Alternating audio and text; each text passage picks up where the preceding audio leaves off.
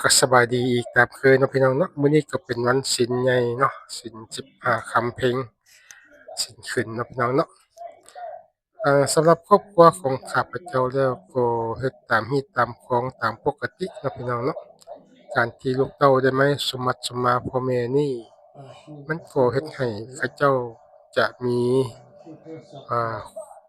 ความกตัญญูกตเวทีต่อพ่อต่อแม่เนาะพี่น้องเนาะฝึกสอนให้เขาเจ้า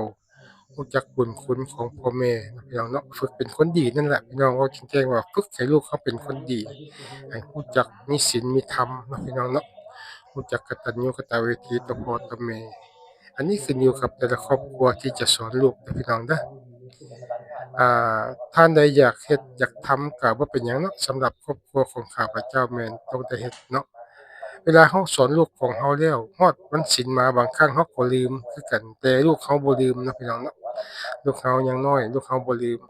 อันนี้ก็เป็นการซิดสอนลูกเขาไปในตัวเนาะพี่น้องเนาะก็ขอขอบใจเนาะพี่น้องเนาะฝากไว้เด้อพี่น้องเด้อ